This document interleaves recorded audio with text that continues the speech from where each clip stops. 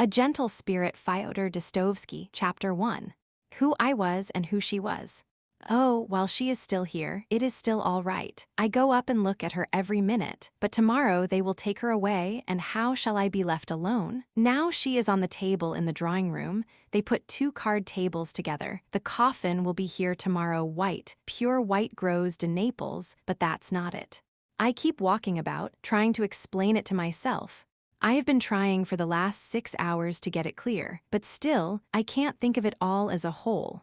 The fact is I walk to and fro, and to and fro. This is how it was. I will simply tell it in order.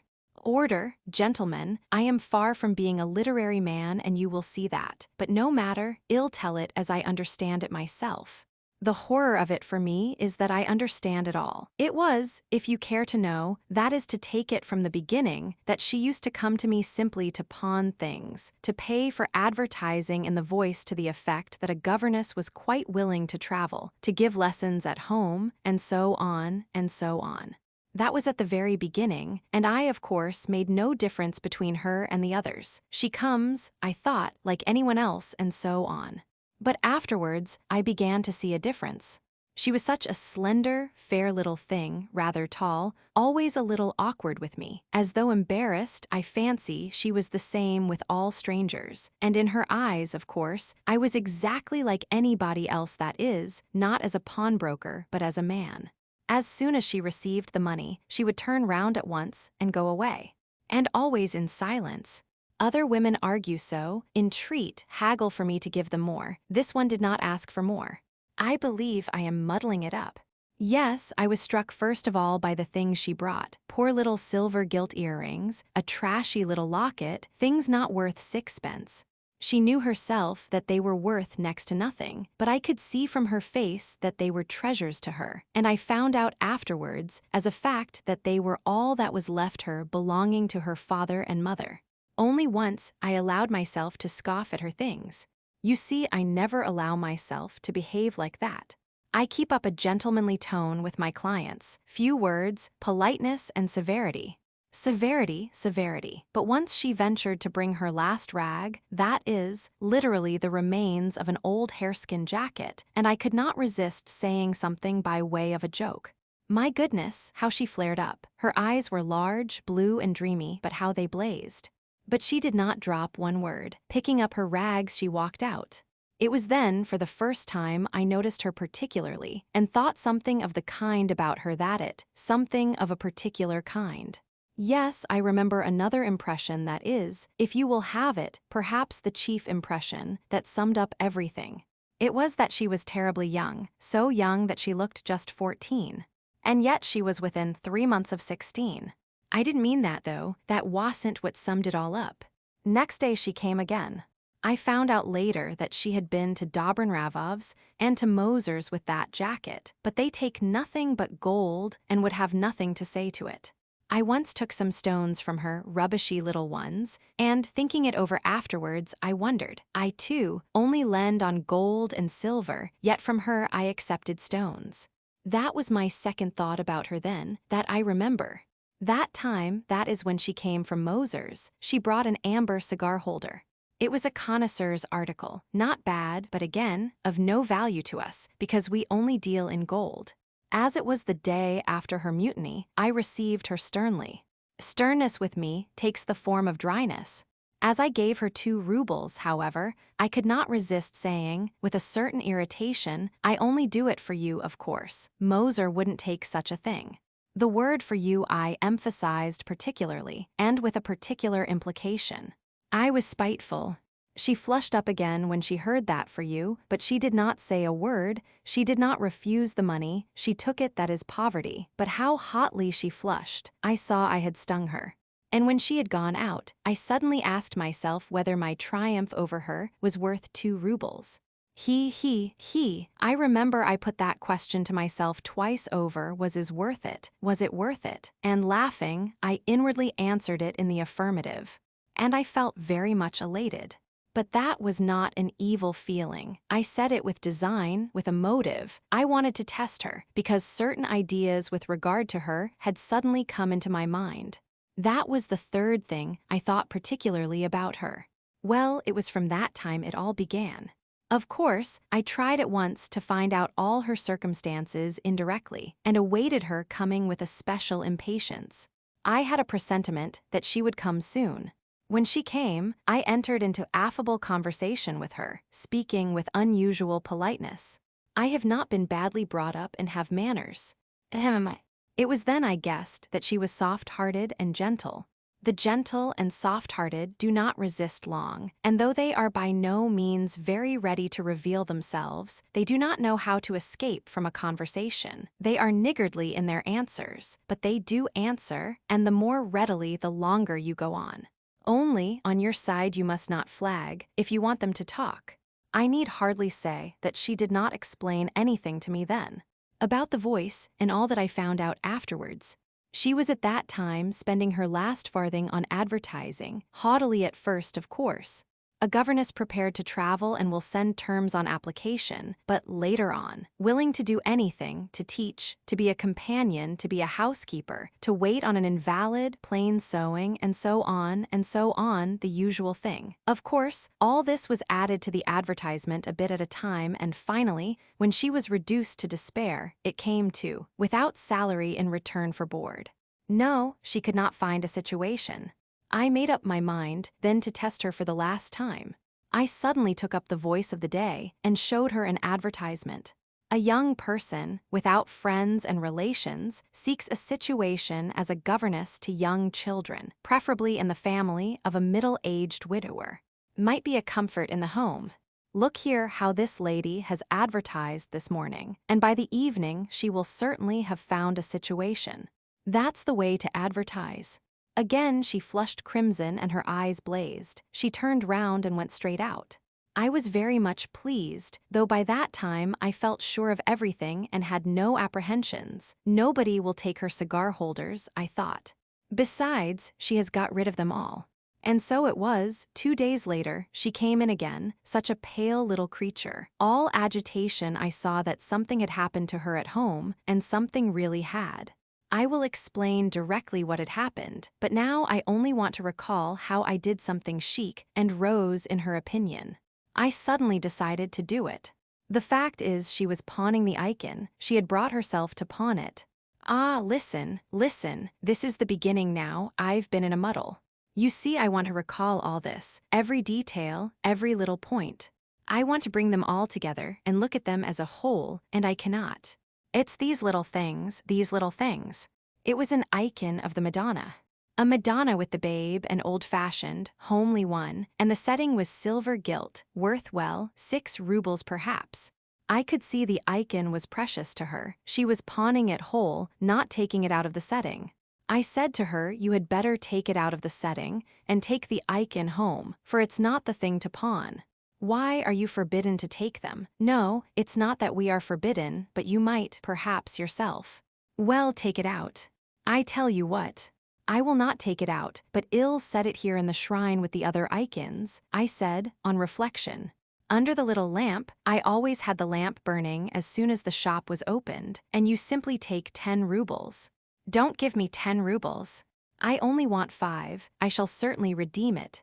You don't want 10, the icon's worth it, I added, noticing that her eyes flashed again. She was silent. I brought out 5 rubles. Don't despise anyone. I've been in such straits myself, and worse too, and that you see me here in this business is owing to what I've been through in the past. You're revenging yourself on the world? Yes, she interrupted suddenly with rather sarcastic mockery, which, however, was to a great extent innocent. That is, it was general, because certainly at that time she did not distinguish me from others, so that she said it almost without malice. Aha, thought I, so that's what you're like. You've got character. You belong to the new movement. You see, I remarked at once, half jestingly, half mysteriously, I am part of that part of the whole that seeks to do ill, but does good. Quickly and with great curiosity, in which, however, there was something very childlike, she looked at me. Stay. What's that idea? Where does it come from? I've heard it somewhere. Don't rack your brains. In those words, Mephistopheles introduces himself to Faust. Have you read Faust? Not attentively. That is, you have not read it at all. You must read it. But I see an ironical look in your face again. Please don't imagine that I've so little taste as to try to use Mephistopheles to commend myself to you and grace the role of pawnbroker. A pawnbroker will still be a pawnbroker. We know. You're so strange. I didn't mean to say anything of that sort. She meant to say, I didn't expect to find you were an educated man, but she didn't say it. I knew, though, that she thought that. I had pleased her very much. You see, I observed, one may do good in any calling. I am not speaking of myself, of course. Let us grant that I am doing nothing but harm, yet. Of course, one can do good in every position, she said, glancing at me with a rapid, profound look. Yes, in any position, she added suddenly. Oh, I remember all those moments. Oh, truthfulness, it's by that they conquer us. How exquisite it was in her. I remember it. I have forgot nothing. As soon as she had gone, I made up my mind. That same day, I made my last investigations and found out every detail of her position at the moment. Every detail of her past I had learned already from Lucaria, at that time a servant in the family, whom I had bribed a few days before. This position was so awful that I can't understand how she could laugh, as she had done that day, and feel interest in the words of Mephistopheles, when she was in such horrible straits. But that's youth. That is just what I thought about her at the time with pride and joy. For, you know, there's a greatness of soul in it to be able to say, though I am on the edge of the abyss, yet Goethe's grand words are radiant with light. Youth always has some greatness of soul, if it's only a spark and that distorted. Though it's of her I am speaking, of her alone. And above all, I looked upon her then as mine, and did not doubt of my power. You know, that's a voluptuous idea when you feel no doubt of it. But what is the matter with me? If I go on like this, when shall I put it all together and look at it as a whole? I must make haste that is not what matters, oh my God. Chapter 2. The offer of marriage. The details I learned about her I will tell in one word. Her father and mother were dead. They had died 3 years before, and she had been left with 2 disreputable aunts, though it is saying too little to call them disreputable. One aunt was a widow with a large family, 6 children, one smaller than another, the other a horrid old maid. Both were horrid. Her father was in the service, but only as a copying clerk, and was only a gentleman by courtesy. In fact, everything was in my favor. I came as though from a higher world. I was anyway a retired lieutenant of a brilliant regiment, a gentleman by birth, independent, and all the rest of it. And as for my pawnbroker's shop, her aunts could only have looked on that with respect. She had been living in slavery at her aunt's for those 3 years. Yet she had managed to pass an examination somewhere. She managed to pass it. She wrung the time for it, weighed down as she was by the pitiless burden of daily drudgery, and that proved something in the way of striving for what was higher and better on her part. Why? What made me want to marry her? Never mind me, though, of that later on. As though that mattered, she taught her aunt's children, she made their clothes, and towards the end not only washed the clothes, but with her weak chest even scrubbed the floors. To put it plainly, they used to beat her and taunt her with eating their bread. Eitended by their scheming to sell her. Fu, I omit the filthy details. She told me all about it afterwards. All this had been watched for a whole year by a neighbor, a fat shopkeeper, and not a humble one but the owner of 2 grocers' shops. He had ill-treated 2 wives, and now he was looking for a third, and so he cast his eye on her. She's a quiet one, he thought. She's grown up in poverty, and I am marrying for the sake of my motherless children. He really had children. He began trying to make the match and negotiating with the aunts. He was 50 years old, besides. She was aghast with horror. It was then she began coming so often to me to advertise in the Voice. At last, she began begging the aunts to give her just a little time to think it over. They granted her that little time, but would not let her have more. They were always at her. We don't know where to turn to find food for ourselves without an extra mouth to feed. I had found all this out already, and the same day, after what had happened in the morning, I made up my mind. That evening the shopkeeper came, bringing with him a pound of sweets from the shop. She was sitting with him, and I called Lucaria out of the kitchen and told her to go and whisper to her that I was at the gate and wanted to say something to her without delay. I felt pleased with myself, and altogether I felt awfully pleased all that day. On the spot, at the gate, in the presence of Lucaria, before she had recovered from her amazement at my sending for her, I informed her that I should look upon it as an honor and happiness, telling her, in the next place, not to be surprised at the manner of my declaration and at my speaking at the gate, saying that I was a straightforward man and had learned the position of affairs. And I was not lying when I said I was straightforward. Well, hang it all. I did not only speak with propriety, that is, showing I was a man of decent breeding, but I spoke with originality, and that was the chief thing. After all, is there any harm in admitting it? I want to judge myself, and am judging myself. I must speak pro and contra, and I do. I remembered afterwards with enjoyment, though it was stupid, that I frankly declared, without the least embarrassment, that in the first place I was not particularly talented, not particularly intelligent, not particularly good-natured, rather a cheap egoist. I remember that expression. I thought of it on the way and was pleased with it, and that very probably there was a great deal that was disagreeable in me in other respects. All this was said with a special sort of pride. We all know how that sort of thing is said. Of course, I had good taste enough not to proceed to enlarge on my virtues after honorably enumerating my defects, not to say to make up for that I have this and that and the other. I saw that she was still horrible frightened. I purposely exaggerated. I told her straight out that she would have enough to eat, but that fine clothes, theaters, balls she would have none of, at any rate not till later on, when I had attained my object. This severe tone was a positive delight to me.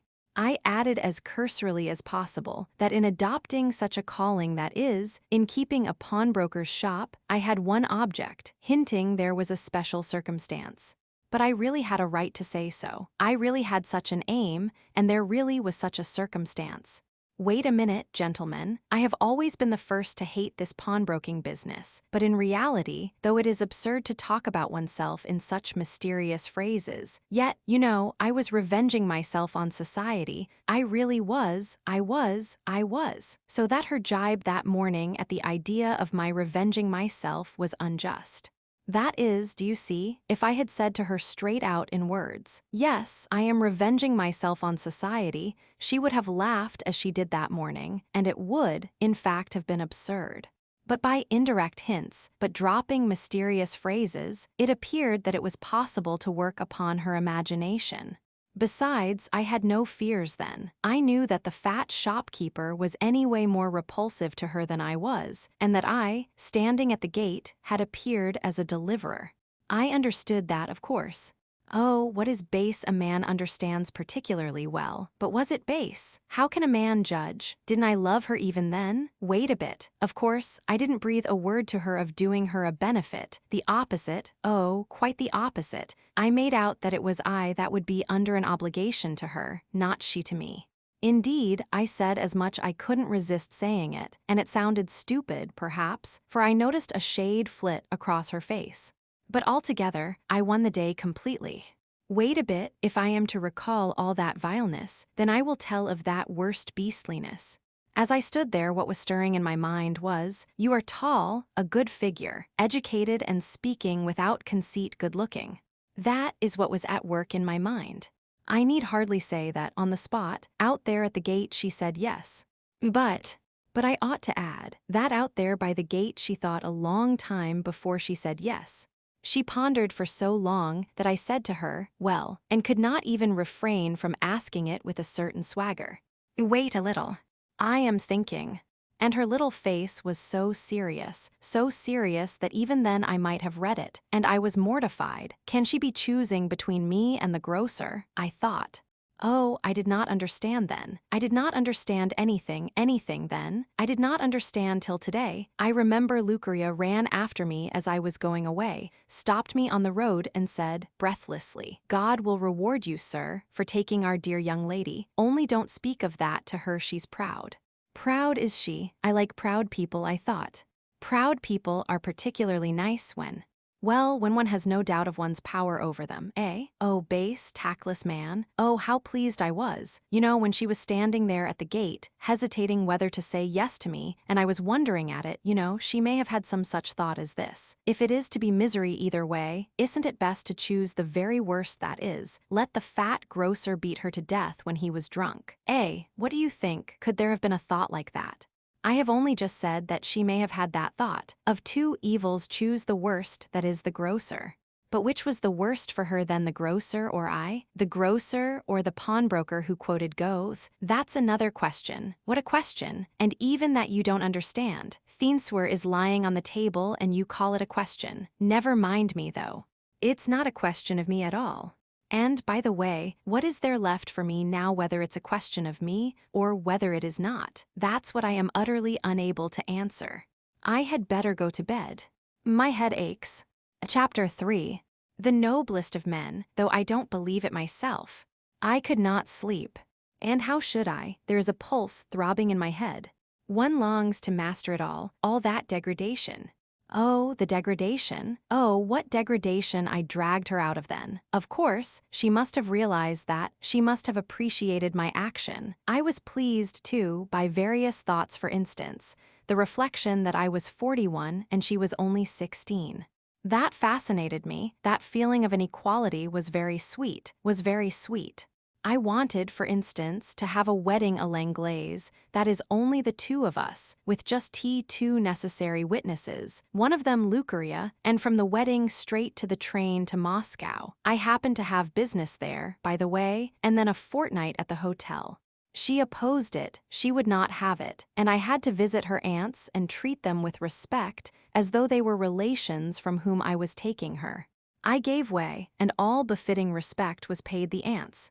I even made the creatures a present of 100 rubles each, and promised them more, not telling her anything about it, of course, that I might not make her feel humiliated by the lowness of her surroundings. The aunts were as soft as silk at once. There was a wrangle about the trousseau, too. She had nothing, almost literally, but she did not want to have anything. I succeeded in proving to her, though, that she must have something, and I made up the trousseau, for who would have given her anything? But there, enough of me. I did, however, succeed in communicating some of my ideas to her then, so that she knew them anyway. I was in too great a hurry, perhaps. The best of it was that, from the very beginning, she rushed to meet me with love, greeted me with rapture, when I went to see her in the evening, told me in her chatter, the enchanting chatter of innocence, all about her childhood and girlhood, her old home, her father and mother. But I poured cold water upon all that at once. That was my idea. I met her enthusiasm with silence, friendly silence, of course. But all the same, she could quickly see that we were different and that I was an enigma. And being an enigma was what I made a point of most of all. Why? It was just for the sake of being an enigma, perhaps, that I have been guilty of all this stupidity. The first thing was sternness. It was, with an air of sternness, that I took her into my house. In fact, as I went about then feeling satisfied, I framed a complete system. Oh, it came of itself without any effort. And it could not have been otherwise. I was bound to create that system, owing to one inevitable fact. Why should I libel myself indeed? The system was a genuine one. Yes, listen, if you must judge a man, better judge him knowing all about it. Listen. How am I to begin this? For it is very difficult. When you begin to justify yourself, then it is difficult. You see, for instance, young people despise money. I made money of importance at once. I laid special stress on money. And laid such stress on it that she became more and more silent. She opened her eyes wide, listened, gazed, and said nothing. You see, the young are heroic, that is, the good among them are heroic and impulsive, but they have little tolerance. If the least thing is not quite right, they are full of contempt. And I wanted breadth. I wanted to instill breadth into her very heart, to make it part of her inmost feeling, did I not? Take a trivial example. How should I explain my pawnbroker's shop to a character like that? Of course, I did not speak of it directly, or it would have appeared that I was apologizing, and I, so to speak, worked it through with pride. I almost spoke without words, and I am masterly at speaking without words. All my life I have spoken without words, and I have passed through whole tragedies on my own account without words. Why I too have been unhappy. I was abandoned by everyone, abandoned and forgotten, and no one knew it. And all at once this 16-year-old girl picked up details about me from vulgar people and thought she knew all about me. And meanwhile, what was precious remained hidden in this heart. I went on being silent. With her especially, I was silent with her especially. Right up to yesterday, why was I silent? Because I was proud. I wanted her to find out for herself, without my help, and not from the tales of low people. I wanted her to divine of herself what manner of man I was, and to understand me. Taking her into my house, I wanted all her respect. I wanted her to be standing before me in homage for the sake of my sufferings, and I deserved it. Oh, I have always been proud. I always wanted all or nothing. You see, it was just because I am not one who will accept half a happiness, but always wanted all, that I was forced to act like that then. It was as much as to say, see into me for yourself and appreciate me. For you must see that if I had begun explaining myself to her and prompting her, ingratiating myself and asking for her respect, it would have been as good as asking for charity. But why am I talking of that? Stupid, stupid, stupid, stupid. I explained to her then in 2 words directly, ruthlessly, and I emphasized the fact that it was ruthlessly, that the heroism of youth was charming, but not worth a farthing. Why not? Because it costs them so little, because it is not gained through life. It is, so to say, merely first impressions of existence, but just let us see you at work. Cheap heroism is always easy, and even to sacrifice life is easy too, because it is only a case of hot blood and an overflow of energy, and there is such a longing for what is beautiful. At first she argued how she argued, but afterwards she began to be silent, completely silent in fact, only opened her eyes wide as she listened. Such big, big eyes, so attentive. And what is more, I suddenly saw a smile, mistrustful, silent, an evil smile. Well, it was with that smile on her face I brought her into my house. It is true that she had nowhere to go. Chapter 4. Plans and plans. Which of us began at first? Neither. It began of itself from the very first. I have said that with sternness I brought her into the house. From the first step, however, I softened it. Before she was married, it was explained to her that she would have to take pledges and pay out money, and she said nothing at the time, note that. What is more, she set to work with positive zeal. Well, of course, my lodging, my furniture all remained as before. My lodging consisted of 2 rooms, a large room from which the shop was partitioned off, and a second one, also large, our living room and bedroom. My furniture is scanty. Even her aunts had better things. My shrine of icons with the lamp was in the outer room where the shop is. In the inner room, my bookcase with a few books in and a trunk of which I keep the key. Married, I told her that 1 ruble a day and not more was to be spent on our board, that is, on food for me, her and Lucaria, whom I had enticed to come to us. I must have 30,000 in 3 years, said I, and we can't save the money if we spend more. She fell in with this, but I raised the sum by 30 kopecks a day. It was the same with the theater. I told her before marriage that she would not go to the theater, and yet I decided once a month to go to Heath Theater and, in a decent way, to the stalls. We went together. We went 3 times and saw The Hunt After Happiness and Singing Birds, I believe. Oh, what does it matter? We went in silence, and in silence we returned. Why, from the very beginning did we take to being silent? From the very first, we had no quarrels, but always the same silence. She was always, I remember, watching me stealthily in those days. As soon as I noticed it, I became more silent than before. It is true that it was I insisted on the silence, not she. On her part there were 1 or 2 outbursts. She rushed to embrace me, but as these outbursts were hysterical, painful, and I wanted secure happiness, with respect from her, I received them coldly. And indeed, I was right. Each time the outburst was followed next day by a quarrel. Though again there were no quarrels, but there was silence, and on her side a more and more defiant air. Rebellion and independence, that's what it was, only she didn't know how to show it. Yes, that gentle creature was becoming more and more defiant. Would you believe it, I was becoming revolting to her. I learned that. and there could be no doubt that she was moved to frenzy at times. Think, for instance, of her beginning to sniff at our poverty, after her coming from such sordidness and destitution from scrubbing the floors. You see, there was no poverty, there was frugality, but there was abundance of what was necessary, of linen, for instance, and the greatest cleanliness. I always used to dream that cleanliness in a husband attracts a wife.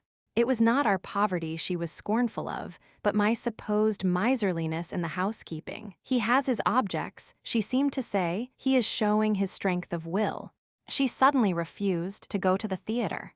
And more often an ironical look. And I was more silent, more and more silent. I could not begin justifying myself, could I? What was at the bottom of all this was the pawnbroking business. Allow me, I knew that a woman, above all at 16, must be in complete subordination to a man. Women have no originality. That is an axiom. Even now, for me it is an axiom. What does it prove that she is lying there in the outer room? Truth is truth, and even Mill is no use against it. And a woman who loves, idealizes even the vices, even the villainies of the man she loves. He would not himself even succeed in finding such justification for his villainies as she will find for him. That is generous, but not original. It is the lack of originality alone that has been the ruin of women. And I repeat, what is the use of your point to that table? Why, what is there original in her being on that table? Listen. I was convinced of her love at that time. Why, she used to throw herself on my neck in those days. She loved me, that is, more accurately, she wanted to love. Yes, that's just what it was, she wanted to love, she was trying to love.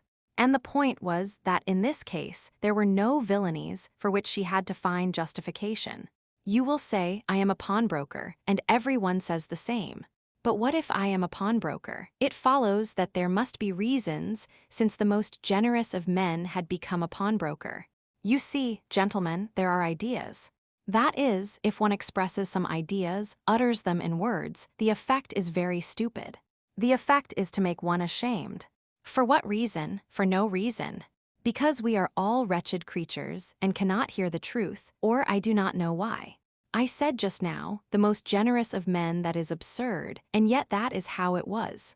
It's the truth, that is, the absolute truth. Yes, I had the right to want to make myself secure and open that pawnbroker's shop. You have rejected me, you people, I mean you have cast me out with contemptuous silence.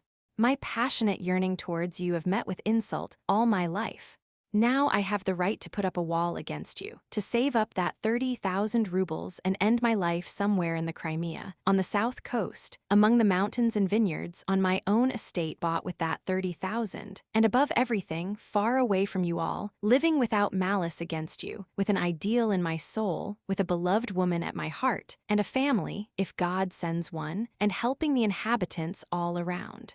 Of course, it is quite right that I say this to myself now, but what could have been more stupid than describing all that aloud to her? That was the cause of my proud silence. That's why we sat in silence. For what could she have understood? 16 years old, the earliest youth, yes. What could she have understood of my justification, of my sufferings, undeviating straightness, ignorance of life, the cheap convictions of youth, the hen-like blindness of those noble hearts, and what stood for most was the pawnbroker's shop and enough. And was I a villain in the pawnbroker's shop? Did not she see how I acted? Did I extort too much? Oh, how awful is truth on earth! Of course, I understand now that I made some mistake, something went wrong. Everything was clear, my plan was clear as daylight, austere and proud, asking for no moral comfort, but suffering in silence. And that was how it was. I was not lying. She will see for herself, later on, that it was heroic, only that she had not known how to see it. And when, some day, she divines it, she will prize me 10 times more and will abase herself in the dust and fold her hands in homage. That was my plan. But I forgot something, or lost sight of it. There was something I failed to manage. But enough, and whose forgiveness am I to ask now? What is done is done. Buy bolder, man, and have some pride. It is not your fault. Well, I will tell the truth. I am not afraid to face the truth. It was her fault. Chapter 5. A gentle spirit in revolt. Quarrels began from her suddenly beginning to pay out loans on her own account, to price things above their worth, and even, on 2 occasions, she deigned to enter into a dispute about it with me. I did not agree. But then the captain's widow turned up. This old widow brought a medallion, a present from her dead husband, a souvenir, of course.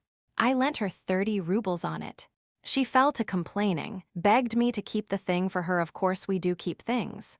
Well, in short, she came again to exchange it for a bracelet that was not worth 8 rubles. I, of course, refused. She must have guessed something from my wife's eyes. Anyway, she came again when I was not there, and my wife changed it for the medallion. Discovering it the same day, I spoke mildly but firmly and reasonably. She was sitting on the bed, looking at the ground and tapping with her right foot on the carpet, her characteristic movement. There was an ugly smile on her lips. Then, without raising my voice in the least, I explained calmly that the money was mine, that I had a right to look at life with my own eyes, and that when I had offered to take her into my house, I had hidden nothing from her. She suddenly leapt up, suddenly began shaking all over, and what do you think? She suddenly stamped her foot at me. It was owled animal, it was a frenzy, it was the frenzy of a wild animal. I was petrified with astonishment. I had never expected such an outburst. But I did not lose my head. I made no movement even, and again, in the same calm voice, I announced plainly that from that time forth I should deprive her of the part she took in my work. She laughed in my face and walked out of the house. The fact is, she had not the right to walk out of the house. Nowhere without me. Such was the agreement before she was married. In the evening she returned. I did not utter a word. The next day, too, she went out in the morning, and the day after again. I shut the shop and went off to her aunt's. I had cut off all relations with them from the time of the wedding. I would not have them to see me, and I would not go to see them. But it turned out that she had not been with them. They listened to me with curiosity and laughed in my face. "It serves you right," they said. But I expected their laughter. At that point, then I bought over the younger aunt, the unmarried one, for 100 rubles, giving her 25 in advance. 2 days later she came to me. "There's an officer called Efimovitch mixed up in this," she said, "a lieutenant who was a comrade of yours in the regiment." I was greatly amazed. That Efimovitch had done me more harm than anyone in the regiment, and about a month ago, being a shameless fellow, he once or twice came into the shop with a pretense of pawning something, and I remember began laughing with my wife. I went up at the time and told him not to dare to come to me, recalling our relations, but there was no thought of anything in my head. I simply thought that he was insolent. Now the aunt suddenly informed me that she had already appointed to see him, and that the whole business had been arranged by a former friend of the aunt's, the widow of a colonel called Yulia Samsonovna. "It's to her," she said, "your wife goes now." I will cut the story short. The business cost me 300 rubles, but in a couple of days it had been arranged that I should stand in an adjoining room, behind closed doors, and listen to the first rendezvous between my wife and Efimovitch, tete-a-tete. Meanwhile, the evening before, a scene, brief but very memorable for me, took place between us. She returned towards evening, sat down on the bed, looked at me sarcastically, and tapped on the carpet with her foot.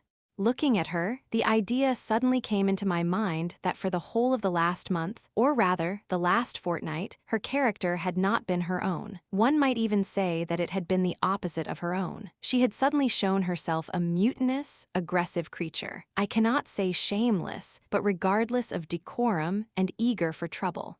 She went out of her way to stir up trouble. Her gentleness hindered her, though. When a girl like that rebels, however outrageously she may behave, one can always see that she is forcing herself to do it, that she is driving herself to do it, and that it is impossible for her to master and overcome her own modesty and shamefacedness. That is why such people go such lengths at times, so that one can hardly believe one's eyes. One who is accustomed to depravity, on the contrary, always softens things, acts more disgustingly, but with a show of decorum and seemliness by which she claims to be superior to you. "Is it true that you were turned out of the regiment because you were afraid to fight a duel?" she asked suddenly, apropos of nothing, and her eyes flashed. It is true that by the sentence of the officers, I was asked to give up my commission, though, as a fact, I had sent in my papers before that.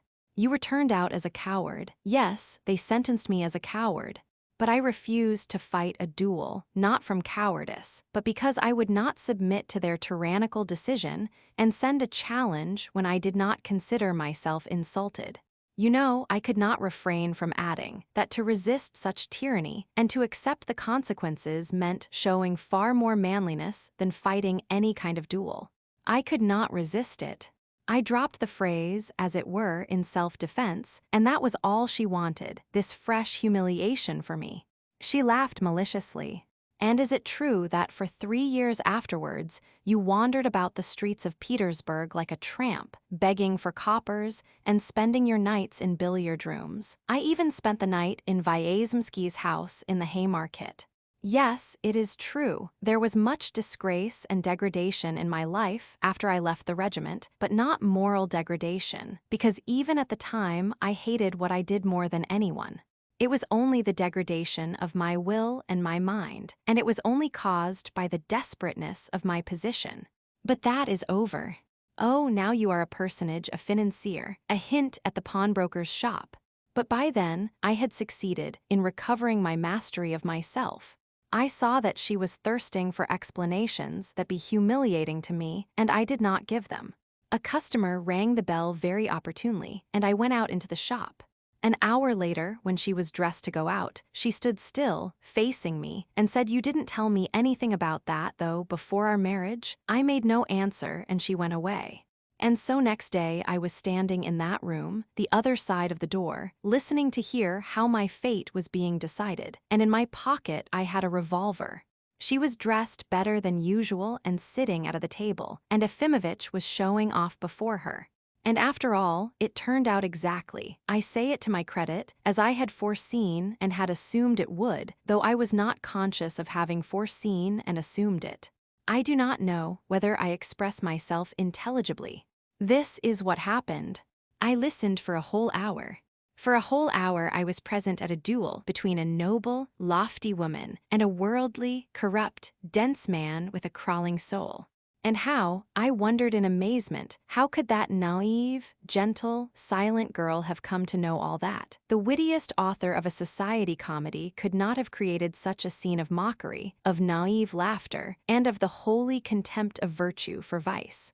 And how brilliant her sayings, her little phrases were. What wit there was in her rapid answers, what truths in her condemnation. And at the same time, what almost girlish simplicity. She laughed in his face at his declarations of love, at his gestures, at his proposals. Coming coarsely to the point at once, and not expecting to meet with opposition, he was utterly nonplussed. At first, I might have imagined that it was simply coquetry on her part, the coquetry of a witty, though depraved creature to enhance her own value. But no, the truth shone out like the sun, and to doubt was impossible. It was only an exaggerated and impulsive hatred for me that had led her, in her inexperience, to arrange this interview. But when it came off, her eyes were opened at once. She was simply in desperate haste to mortify me, come what might, but though she had brought herself to do something so low, she could not endure unseemliness. And could she, so pure and sinless, with an ideal in her heart, have been seduced by Efimovitch or any worthless snob? On the contrary, she was only moved to laughter by him. All her goodness rose up from her soul, and her indignation roused her to sarcasm. I repeat, the buffoon was completely nonplussed at last and sat frowning, scarcely answering, so much so that I began to be afraid that he might insult her, from a mean desire for revenge. And I repeat again, to my credit, I listened to that scene almost without surprise. I met, as it were, nothing but what I knew well. I had gone, as it were, on purpose to meet it, believing not a word of it, not a word said against her, though I did take the revolver in my pocket, that is the truth. And could I have imagined her different? For what did I love her? For what did I prize her? For what had I married her? Oh, of course, I was quite convinced of her hate for me, but at the same time I was quite convinced of her sinlessness. I suddenly cut short the scene by opening the door. Efimovitch leapt up. I took her by the hand and suggested she should go home with me. Efimovitch recovered himself and suddenly burst into loud peals of laughter. "Oh, to sacred conjugal rights I offer no opposition. Take her away, take her away." And you know, he shouted after me, "though no decent man could fight you, yet from respect to your lady, I am at your service. If you are ready to risk yourself." "Do you hear?" I said, stopping her for a second in the doorway. After which not a word was said all the way home. I led her by the arm and she did not resist. On the contrary, she was greatly impressed, and this lasted after she got home. On reaching home, she sat down in a chair and fixed her eyes upon me. She was extremely pale, though her lips were compressed ironically, yet she looked at me with solemn and austere defiance and seemed convinced in earnest, for the minute, that I should kill her with the revolver. But I took the revolver from my pocket without a word and laid it on the table. She looked at me and at the revolver. Note that the revolver was already an object familiar to her. I had kept one loaded ever since I opened the shop. I made up my mind when I set up the shop that I would not keep a huge dog or a strong manservant, as Moser does, for instance. My cook opens the doors to my visitors. But in our trade, it is impossible to be without means of self-defense in case of emergency, and I kept a loaded revolver. In early days, when first she was living in my house, she took great interest in that revolver and asked questions about it, and I even explained its construction and working. I even persuaded her once to fire at a target. Note all that. Taking no notice of her frightened eyes, I lay down on the bed, half undressed. I felt very much exhausted. It was by then about 11 o'clock. She went on sitting in the same place, not stirring, for another hour. Then she put out the candle, and she, too, without undressing, lay down on the sofa near the wall. For the first time, she did not sleep with me. Note that, too. In Chapter 6. A terrible reminiscence. Now for a terrible reminiscence. I woke up, I believe, before 8 o'clock, and it was very nearly broad daylight. I woke up completely to full consciousness and opened my eyes. She was standing at the table, holding the revolver in her hand. She did not see that I had woken up and was looking at her. And suddenly, I saw that she had begun moving towards me with the revolver in her hand. I quickly closed my eyes and pretended to be still asleep. She came up to the bed and stood over me. I heard everything, though a dead silence had fallen. I heard that silence. All at once there was a convulsive movement, and, irresistibly, against my will, I suddenly opened my eyes. She was looking straight at me, straight into my eyes, and the revolver was at my temple. Our eyes met. But we looked at each other for no more than a moment. With an effort I shut my eyes again, and at the same instant I resolved that I would not stir and would not open my eyes, whatever might be awaiting me. It does sometimes happen that people who are sound asleep suddenly open their eyes, even raise their heads for a second and look about the room. Then, a moment later, they lay their heads again on the pillow unconscious and fall asleep without understanding anything. When meeting her eyes and feeling the revolver on my forehead, I closed my eyes and remained motionless, as though in a deep sleep. She certainly might have supposed that I really was asleep, and that I had seen nothing, especially as it was utterly improbable that, after seeing what I had seen, I should shut my eyes again at such a moment. Yes, it was improbable. But she might guess the truth, all the same. That thought flashed upon my mind at once, all at the same instant. Oh, what a whirl of thoughts and sensations rushed into my mind in less than a minute. Hurrah for the electric speed of thought. In that case, so I felt, if she guessed the truth and knew that I was awake, I should crush her by my readiness to accept death, and her hand might tremble. Her determination might be shaken by a new, overwhelming impression. They say that people standing on a height have an impulse to throw themselves down. I imagine that many suicides and murders have been committed simply because the revolver has been in the hand. It is like a precipice, with an incline of an angle of 45 degrees, down which you cannot help sliding, and something impels you irresistibly to pull the trigger. But the knowledge that I had seen, that I knew it all, and was waiting for death at her hands, without a word might hold her back on the incline. The stillness was prolonged, and all at once I felt on my temple, on my hair, the cold contact of iron. You will ask, did I confidently expect to escape? I will answer you as God is my judge. I had no hope of it, except one chance in 100. Why did I accept death? But I will ask, what use was life to me after that revolver had been raised against me by the being I adored? Besides, I knew with the whole strength of my being that there was a struggle going on between us, a fearful duel for life and death. The duel fought by the coward of yesterday, rejected by his comrades for cowardice. I knew that, and she knew it, if only she guessed the truth that I was not asleep. Perhaps that was not so, perhaps I did not think that then, but yet it must have been so, even without conscious thought, because I've done nothing but think of it every hour of my life since. But you will ask me again, why did you not save her from such wickedness? Oh, I've asked myself that question 1,000 times, since every time that, with a shiver down my back, I recall that second.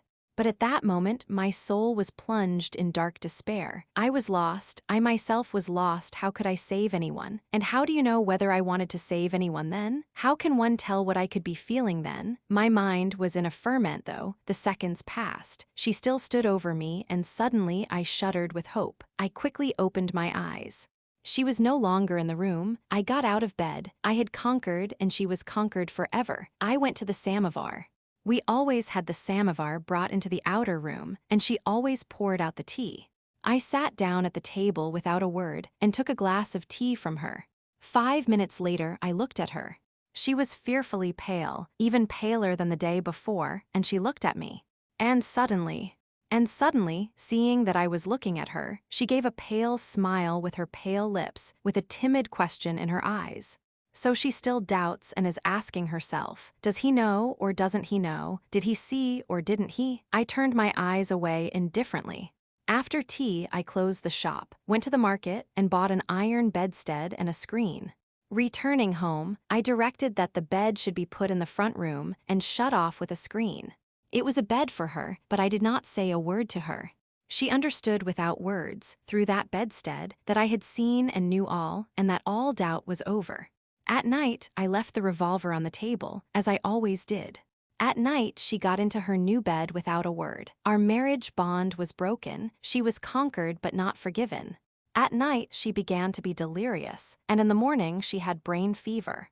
She was in bed for 6 weeks. Part 2. Chapter 1. The Dream of Pride. Lucria has just announced that she can't go on living here, and that she is going away as soon as her lady is buried. I knelt down and prayed for 5 minutes.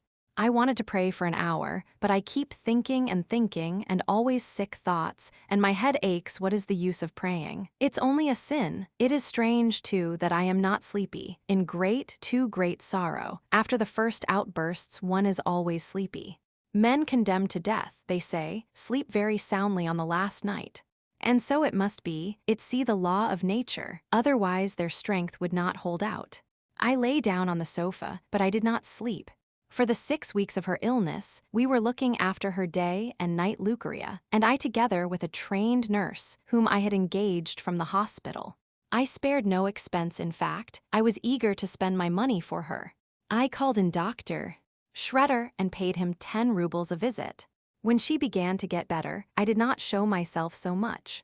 But why am I describing it? When she got up again, she sat quietly and silently in my room at a special table, which I had bought for her, too, about that time. Yes, that's the truth. We were absolutely silent. That is, we began talking afterwards, but only of the daily routine. I purposely avoided expressing myself, but I noticed that she, too, was glad not to have to say a word more than was necessary. It seemed to me that this was perfectly normal on her part. She is too much shattered, too completely conquered, I thought, and I must let her forget and grow used to it. In this way, we were silent, but every minute I was preparing myself for the future.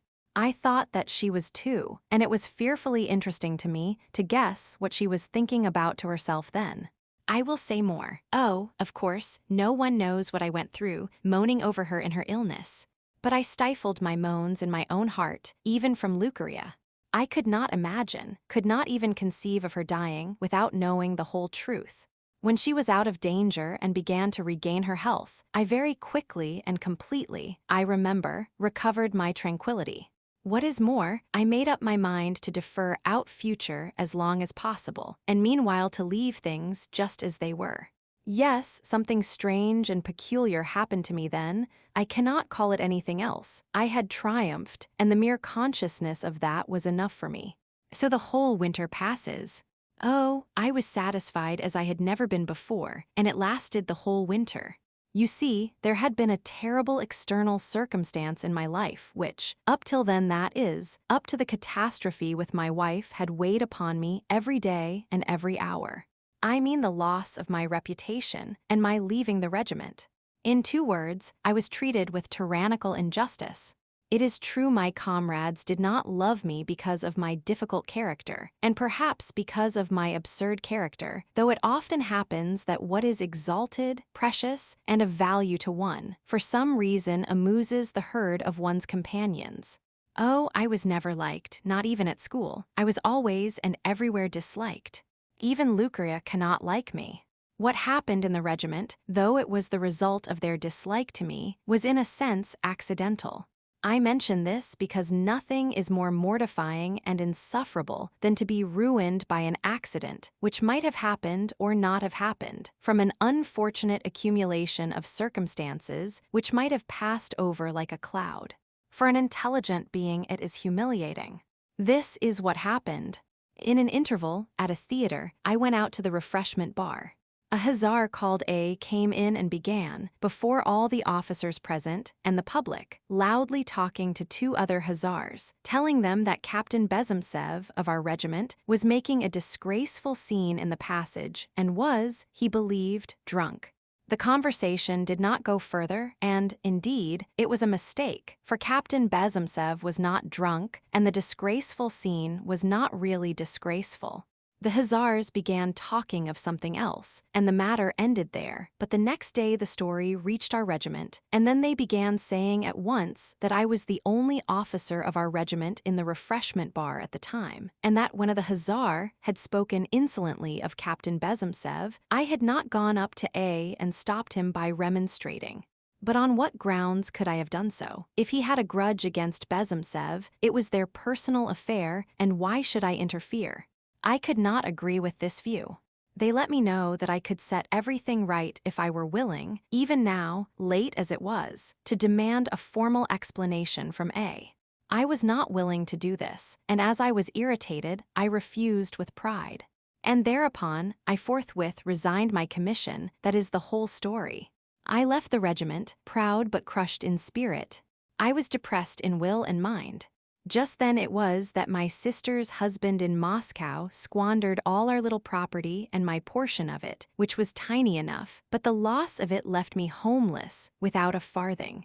I might have taken a job in a private business, but I did not. After wearing a distinguished uniform, I could not take work in a railway office. And so, if it must be shame, let it be shame. If it must be disgrace, let it be disgrace. If it must be degradation, let it be degradation. The worse it is, the better. That was my choice. Then followed 3 years of gloomy memories, and even Vyazemsky's house. A year and a half ago my godmother, a wealthy old lady, died in Moscow, and to my surprise left me 3,000 in her will. I thought a little, and immediately decided on my course of action. I determined on setting up as a pawnbroker without apologizing to anyone. Money, then a home, as far as possible from memories of the past, that was my plan. Nevertheless, the gloomy past and my ruined reputation fretted me every day, every hour. But then I married. Whether it was by chance or not, I don't know. But when I brought her into my home, I thought I was bringing a friend, and I needed a friend so much. But I saw clearly that the friend must be trained, schooled, even conquered.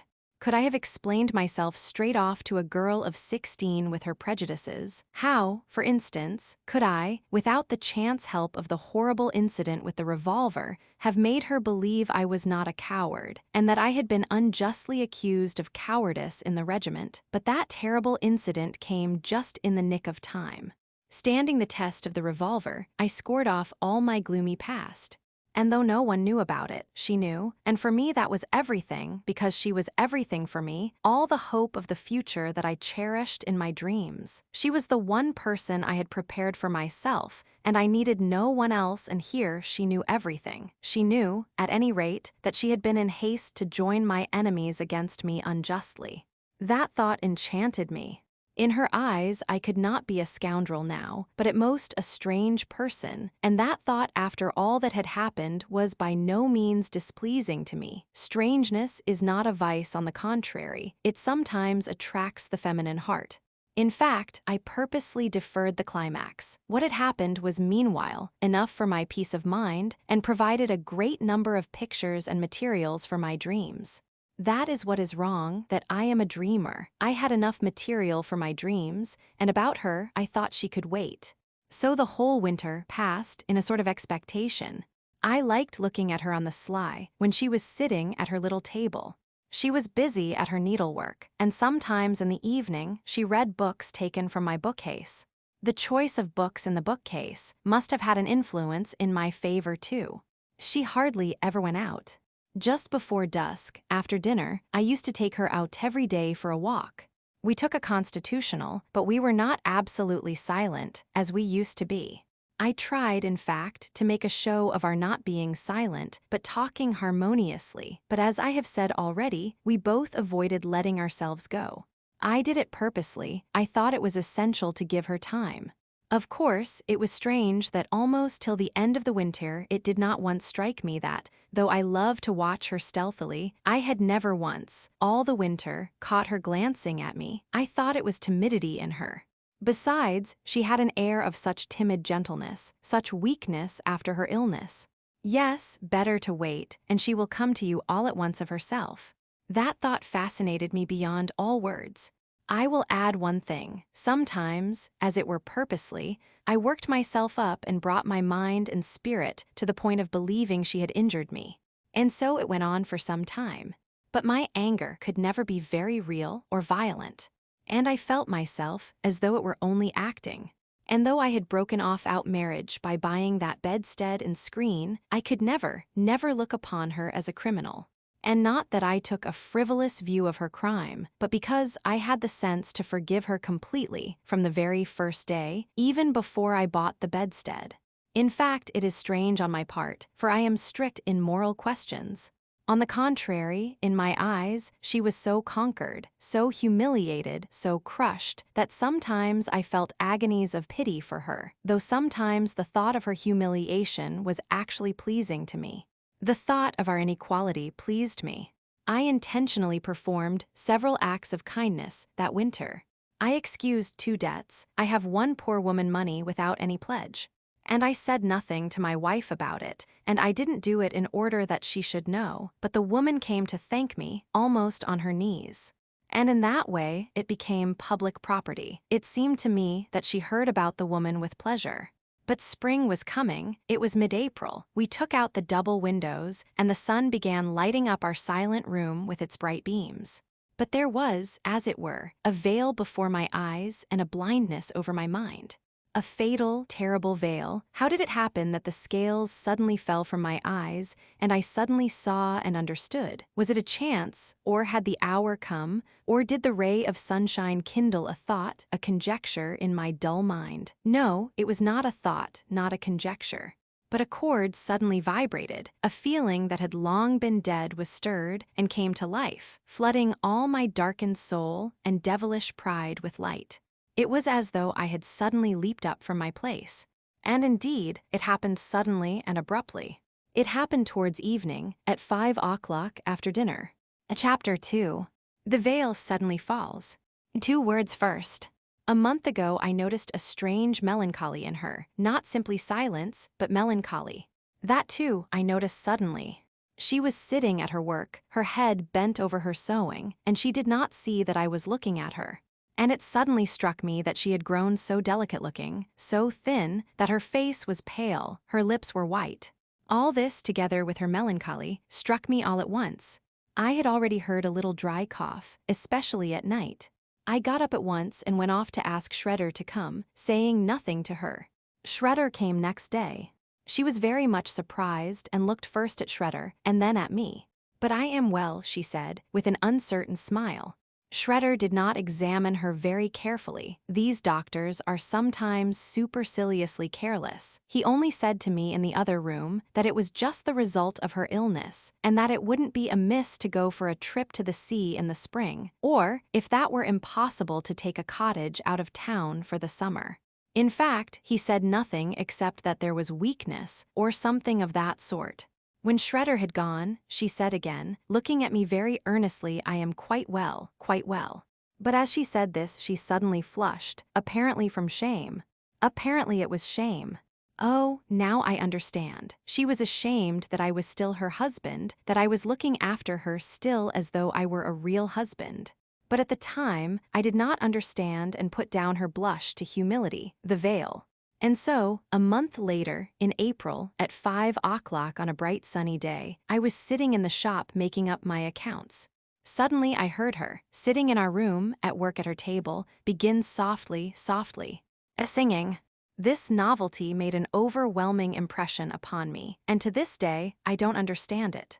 Till then, I had hardly ever heard her sing, unless, perhaps, in those first days, when we were still able to be playful and practice shooting at a target. Then her voice was rather strong, resonant, though not quite true. It was very sweet and healthy. Now her little song was so faint it was not that it was melancholy, it was some sort of ballad. But in her voice there was something jangled, broken, as though her voice were not equal to it, as though the song itself were sick.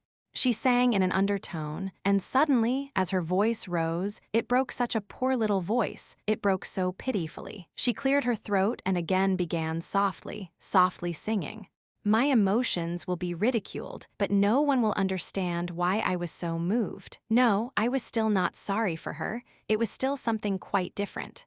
At the beginning, for the first minute at any rate, I was filled with sudden perplexity and terrible amazement, a terrible and strange, painful and almost vindictive amazement. She is singing, and before me, has she forgotten about me? Completely overwhelmed, I remained where I was, then I suddenly got up, took my hat and went out, as it were, without thinking.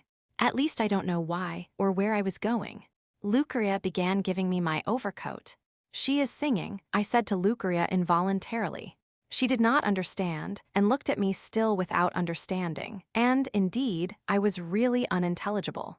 "Is it the first time she is singing?" "No, she sometimes does sing when you are out," answered Lucaria. I remember everything.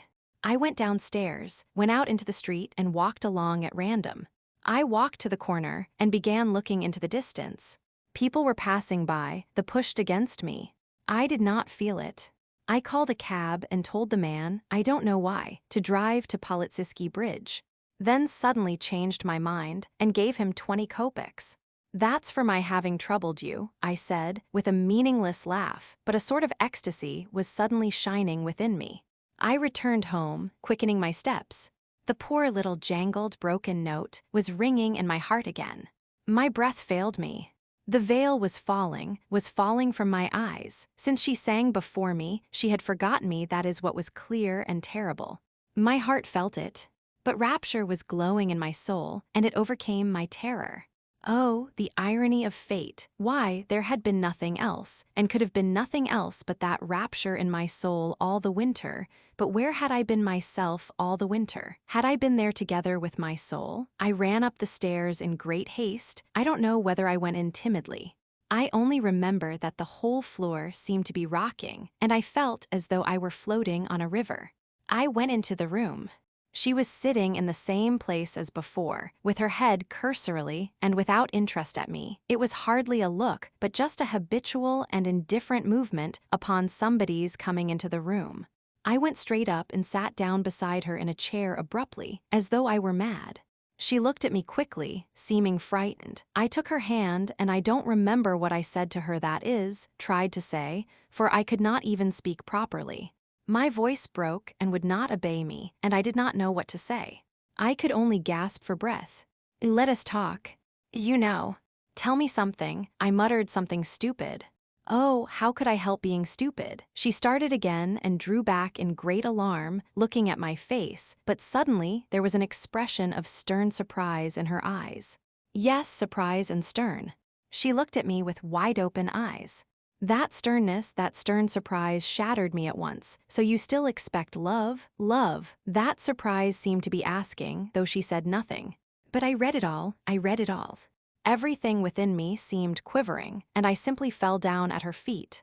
Yes, I groveled at her feet. She jumped up quickly, but I held her forcibly by both hands.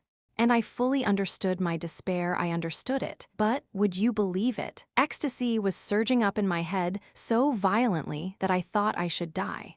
I kissed her feet in delirium and rapture. Yes, in immense, infinite rapture, and that, in spite of understanding all the hopelessness of my despair. I wept, said something, but could not speak. Her alarm and amazement were followed by some uneasy misgiving, some grave question, and she looked at me strangely, wildly even. She wanted to understand something quickly, and she smiled. She was horribly ashamed at my kissing her feet, and she drew them back. But I kissed the place on the floor where her foot had rested. She saw it and suddenly began laughing with shame. You know how it is when people laugh with shame. She became hysterical. I saw that her hands trembled. I did not think about that, but went on muttering that I loved her, that I would not get up. Let me kiss your dress. And worship you like this all my life. I don't know, I don't remember, but suddenly, she broke into sobs and trembled all over. A terrible fit of hysterics followed. I had frightened her. I carried her to the bed. When the attack had passed off, sitting on the edge of the bed with a terribly exhausted look, she took my 2 hands and begged me to calm myself. Come, come, don't distress yourself, be calm, and she began crying again. All that evening, I did not leave her side. I kept telling her I should take her to Boulogne to bathe in the sea now. At once, in a fortnight that she had such a broken voice, I had heard it that afternoon that I would shut up the shop, that I would sell it Dobrinravov, that everything should begin afresh, and above all, Boulogne, Boulogne. She listened and was still afraid. She grew more and more afraid. But that was not what mattered most for me. What mattered most to me was the more and more irresistible longing to fall at her feet again, and again to kiss and kiss the spot where her foot had rested, and to worship her. And I ask nothing, nothing more of you. I kept repeating, do not answer me, take no notice of me, only let me watch you from my corner, treat me as your dog, your thing. She was crying.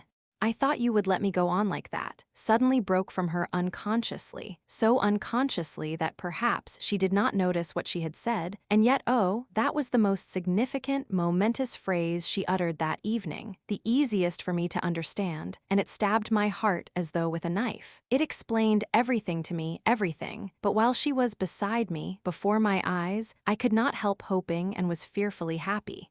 Oh, I exhausted her fearfully that evening. I understood that, but I kept thinking that I should alter everything directly. At last, towards night, she utterly exhausted. I persuaded her to go to sleep, and she fell sound asleep at once. I expected her to be delirious. She was a little delirious, but very slightly. I kept getting up every minute in the night and going softly in my slippers to look at her. I wrung my hands over her, looking at that frail creature in that wretched little iron bedstead which I had bought for 3 rubles. I knelt down, but did not dare to kiss her feet in her sleep, without her consent. I began praying, but leapt up again. Lucaria kept watch over me, and came in and out from the kitchen. I went in to her, and told her to go to bed, and that tomorrow things would be quite different. And I believed in this, blindly, madly. Oh, I was brimming over with rapture, rapture. I was eager for the next day. Above all, I did not believe that anything could go wrong, in spite of the symptoms. Reason had not altogether come back to me, though the veil had fallen from my eyes, and for a long, long time it did not come back, not till today, not till this very day. Yes, and how could it have come back then? Why, she was still alive then. Why, she was here before my eyes, and I was before her eyes. Tomorrow she will wake up and I will tell her all this, and she will see it all.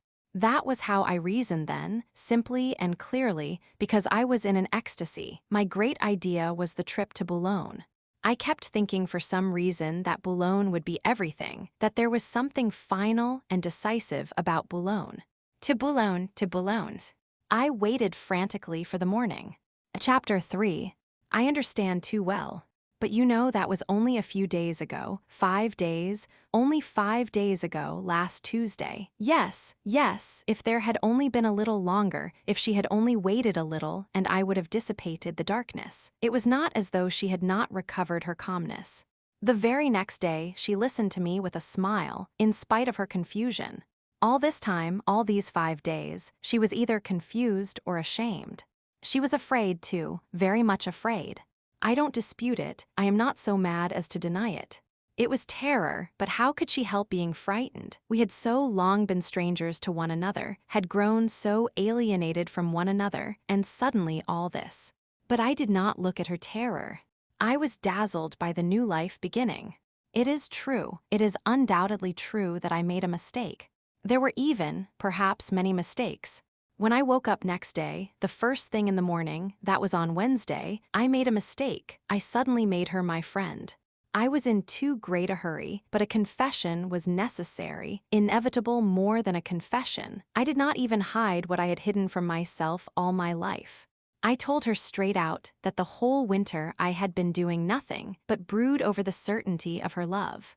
I made clear to her that my money lending had been simply the degradation of my will and my mind, my personal idea of self-castigation and self-exaltation. I explained to her that I really had been cowardly that time in the refreshment bar, that it was owing to my temperament, to my self-consciousness. I was impressed by the surroundings, by the theater. I was doubtful how I should succeed and whether it would be stupid. I was not afraid of a duel, but of its being stupid. And afterwards I would not own it, and tormented everyone, and had tormented her for it, and had married her so as to torment her for it. In fact, for the most part I talked as though in delirium. She herself took my hands and made me leave off. "You are exaggerating. You are distressing yourself." Add again there were tears, again almost hysterics. She kept begging me not to say all this, not to recall it. I took no notice of her entreaties, or hardly noticed them. Spring, Boulogne, there would be sunshine, there are new sunshine, I kept saying that. I shut up the shop and transferred it to Dobrin-Ravov. I suddenly suggested to her giving all our money to the poor, except the 3,000 left me by my godmother, which we would spend on going to Boulogne, and then we would come back and begin a new life of real work. So we decided, for she said nothing. She only smiled. And I believe she smiled chiefly from delicacy, for fear of disappointing me. I saw, of course, that I was burdensome to her. Don't imagine I was so stupid or egoistic as not to see it. I saw it all to the smallest detail. I saw better than anyone. All the hopelessness of my position stood revealed. I told her everything about myself and about her. And about Lucaria. I told her that I had wept. Oh, of course, I changed the conversation. I tried, too, not to say a word more about certain things. And, indeed, she did revive once or twice. I remember it. Why do you say I looked at her and saw nothing? And if only this had not happened, everything would have come to life again. Why, only the day before yesterday, when we were talking of reading and what she had been reading that winter, she told me something herself, and laughed as she told me, recalling the scene of Gil Blas and the Archbishop of Granada. And with that sweet, childish laughter, just as in old days when we were eager, one instant, how glad I was. I was awfully struck, though, by the story of the Archbishop. So she had found peace of mind and happiness enough to laugh at that literary masterpiece while she was sitting there in the winter. So then she had begun to be fully at rest, had begun to believe confidently that I should leave her like that. "I thought you would leave me like that." Those were the words she uttered then on Tuesday. Oh, the thought of a child of 10. And you know she believed it. She believed that really everything would remain like that. She at her table and I at mine, and we both should go on like that till we were 60. And all at once I come forward her husband, and the husband wants love. Oh, the delusion! Oh, my blindness! It was a mistake, too, that I looked at her with rapture. I ought to have controlled myself, as it was my rapture frightened her. But indeed, I did control myself. I did not kiss her feet again. I never made a sign of. Well, that I was her husband, oh, there was no thought of that in my mind, I only worshipped her. But I couldn't be quite silent, I could not refrain from speaking altogether. I suddenly said to her frankly that I enjoyed her conversation and that I thought her incomparably more cultured and developed than I. She flushed crimson and said in confusion that I exaggerated. Then, like a fool, I could not resist telling her how delighted I had been when I had stood behind the door listening to her duel, the duel of innocence with that low cad, and how I had enjoyed her cleverness, the brilliance of her wit, and, at the same time, her childlike simplicity. She seemed to shudder all over, was murmuring again that I exaggerated, but suddenly her whole face darkened, she hid it in her hands and broke into sobs. Then I could not restrain myself. Again I fell at her feet, again I began kissing her feet, and again it ended in a fit of hysterics, just as on Tuesday. That was yesterday evening, and in the morning. In the morning, madman? Why, that morning was today, just now, only just now. Listen and try to understand. Why, when we met by the samovar, it was after yesterday's hysterics. I was actually struck by her calmness, that is the actual fact. And all night I had been trembling with terror over what happened yesterday. But suddenly she came up to me and, clasping her hands, this morning, began telling me that she was a criminal, that she knew it, that her crime had been torturing her all the winter, was torturing her now. That she appreciated my generosity. I will be your faithful wife, I will respect you. Then I leapt up and embraced her like a madman. I kissed her face, kissed her lips like a husband for the first time after a long separation. And why did I go out this morning? Only 2 hours. Our passports for abroad. Oh God, if only I had come back 5 minutes, only 5 minutes earlier. That crowd at our gates, those eyes all fixed upon me. Oh God, Lucria says, oh, I will not let Lucria go now for anything. She knows all about it, she has been here all the winter, she will tell me everything. She says that when I had gone out of the house, and only about 20 minutes before I came back, she suddenly went into our room to her mistress to ask her something, I don't remember what, and saw that her icon, that same icon of the Mother of God, had been taken down and was standing before her on the table, and her mistress seemed to have only just been praying before it. What are you doing, mistress? Nothing, Lucria, run along. Wait a minute, Lucria. She came up and kissed me. Are you happy, mistress? I said. Yes, Lucria, and she smiled, but so strangely that Lucria went back 10 minutes later to have a look at her. She was standing by the wall, close to the window, she had laid her arm against the wall, and her head was pressed on her arm, she was standing like that thinking. And she was standing so deep in thought that she did not hear me come and look at her from the other room. She seemed to be smiling standing, thinking and smiling. I looked at her, turned softly and went out wondering to myself, and suddenly I heard the window opened. I went in at once to say, it's fresh, mistress, mind you don't catch cold, and suddenly I saw she had got on the window and was standing there, her full height, in the open window, with her back to me, holding the icon in her hand. My heart sank on the spot. I cried, mistress, mistress. She heard, made a movement to turn back to me, but instead of turning back, took a step forward, pressed the icon to her bosom, and flung herself out of window. I only remember that, when I went in at the gate, she was still warm. The worst of it was, they were all looking at me. At first they shouted, and then suddenly they were silent, and then all of them moved away from me. And she was lying there with the icon. I remember, as it were, in a darkness, that I went up to her in silence and looked at her a long while. But all came round me and said something to me. Lucria was there too, but I did not see her. She says she said something to me. I only remember that workman. He kept shouting to me that only a handful of blood came from her mouth, a handful, and he pointed to the blood on a stone. I believe I touched the blood with my finger, I smeared my finger, I looked at my finger that I remember, and he kept repeating, a handful, a handful. What do you mean by a handful? I yelled with all my might, I am told, and I lifted up my hands and rushed at him. Oh, wild, wild delusion, monstrous, impossible, chapter 4. I was only 5 minutes too late. Is it not so? Is it likely? Can one really say it was possible? What for? Why did this woman die? Oh, believe me, I understand, but why she dies is still a question. She was frightened of my love, asked herself seriously whether to accept it or not, could not bear the question, and preferred to die. I know, no need to rack my brains. She had made too many promises, she was afraid she could not keep them, it is clear. There are circumstances about it quite awful. For why did she die? That is still a question after all. The question hammers at my brain. I would have left her like that if she had wanted to remain like that. She did not believe it, that's what it was. No. I am talking nonsense, it was not that at all. It was simply because, with me, she had to be honest. If she loved me, she would have had to love me altogether, and not as she would have loved the grocer. And as she was too chaste, too pure, to consent to such love as the grocer wanted, she did not want to deceive me. Did not want to deceive me with half love, counterfeiting love, or a quarter love. They are honest, too honest, that is what it is. I wanted to instill breadth of heart in her, in those days, do you remember? A strange idea. It is awfully interesting to know, did she respect me or not? I don't know whether she despised me or not.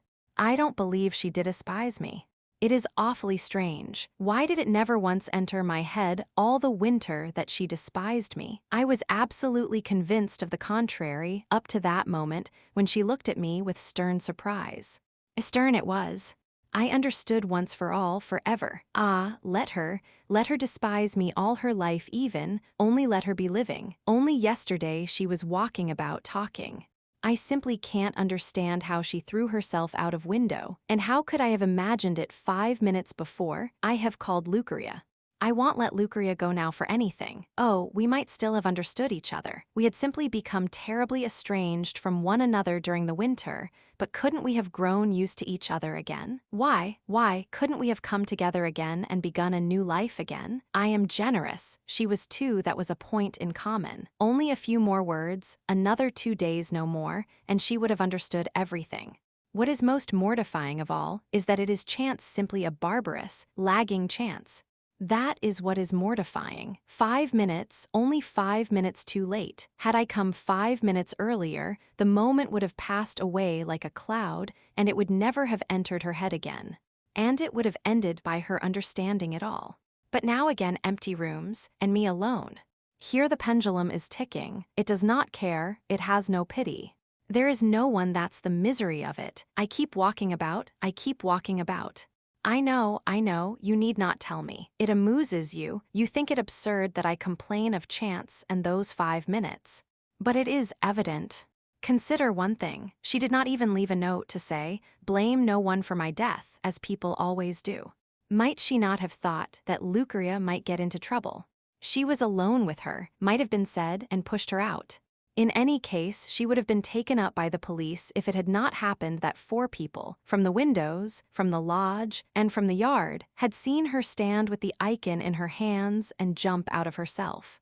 But that too was a chance, that people were standing there and saw her.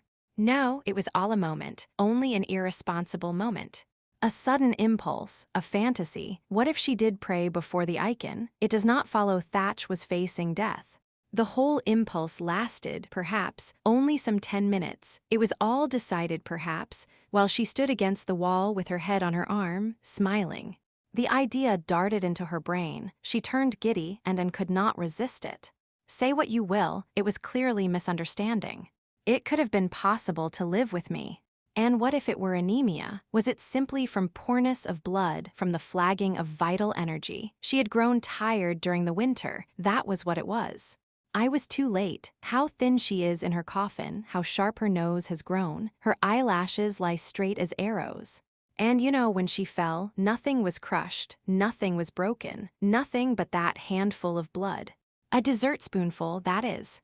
From internal injury. A strange thought, if only it were possible not to bury her, for if they take her away then.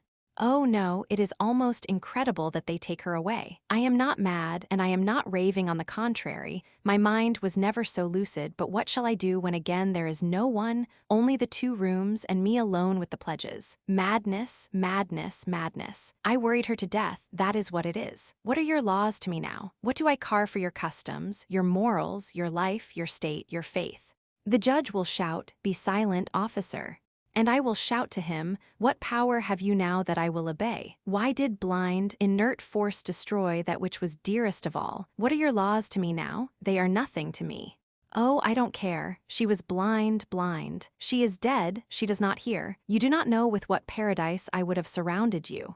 There was paradise in my soul, I would have made it blossom around you. Well, you wouldn't have loved me, so be it, what of it? Things should still have been like that, everything should have remained like that. You should only have talked to me as a friend, we could have rejoiced and laughed with joy, looking at one another. And so we should have lived. And if you had loved another well, so be it, so be it. You should have walked with him laughing, and I should have watched you from the other side of the street. Oh, anything, anything, if only she would open her eyes just once. For one instant, only one, if she would look at me as she did this morning, when she stood before me and made a vow to be a faithful wife. Oh, in one look she would have understood it all. Oh, blind force. Oh, nature. Men are alone on earth, that is what is dreadful. Is there a living man in the country? Cried the Russian hero. I cry the same, though I am not a hero, and no one answers my cry. They say the sun gives life to the universe. The sun is rising, and look at it, is it not dead? Everything is dead, and everywhere there are dead. Men are alone around them is silence, that is the earth. Men, love one another. Who said that? Whose commandment is that? The pendulum ticks callously, heartlessly. 2 o'clock at night. Her little shoes are standing by the little bed, as though waiting for her. No, seriously, when they take her away tomorrow, what will become of me?